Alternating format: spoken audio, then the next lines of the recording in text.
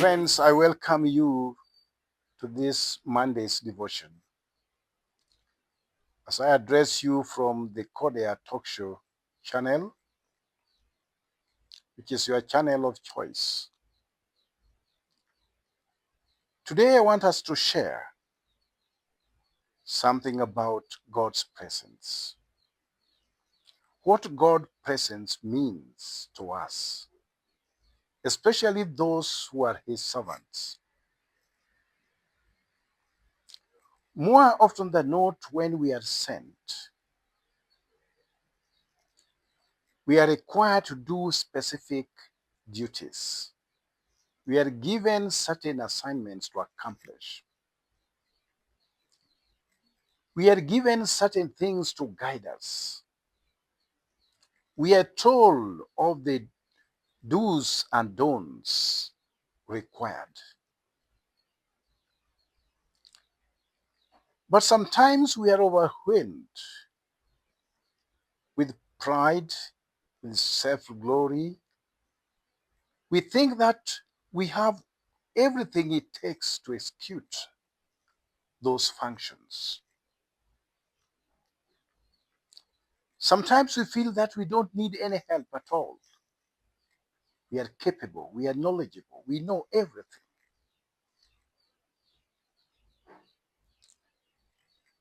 Moses, in his address to God, as found in Exodus 33 from verse 12,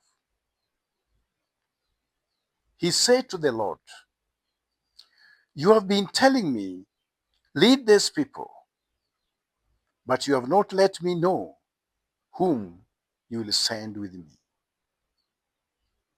You have said, I know you by name, and you have found favor with me. If you are pleased with me, teach me your ways, so I may know you and continue to find favor with you. Remember that this nation is your people." The Lord replied, "My presence will go with you, and I will give you rest." Then Moses said to him, "If your presence does not go with us, do not send us up from here." A very tough condition that Moses had to give God. Even though you are sending me, even though I have accepted to go to that mission, there is still one more thing that I require of you. I need to be supported. I need someone who can accompany me. Furthermore, you have the ability to accompany me. Your presence can still go with me. And God guaranteed him, don't worry. This is a mission which is so tough. I know the problems you will encounter on the way. I know certain things that will act as obstacle on your way. I cannot give you any other person, but my presence will be with you. That one was not enough. Moses had to reaffirm his position that, Lord, if your presence cannot go with me, then I'm not going. There comes a time that we cannot fight on our own. We cannot execute the mission that the Lord has given us on our own, using our own might, unless the Lord himself accompanies us. Unless the Lord himself assures us of his presence, continued presence. Sometimes we take responsibilities, but we don't want to be supervised. We don't want to be guided because there is some self-centeredness kind of a character in us that is telling us that we can do it. We have all credentials required of the job. Sometimes you can be given someone who is less qualified in your sight to support you. And you say, no, I'm very educated, I'm very knowledgeable, I don't need support. I can do it on my own. May I tell you, we need to be accompanied at some point.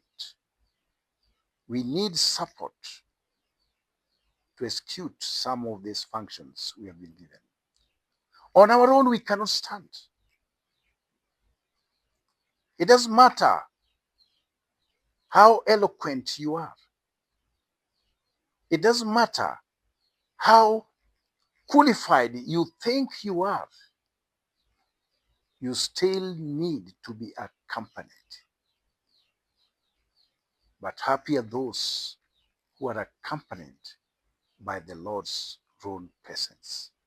When the Lord assures us of his presence, that's when all will be well.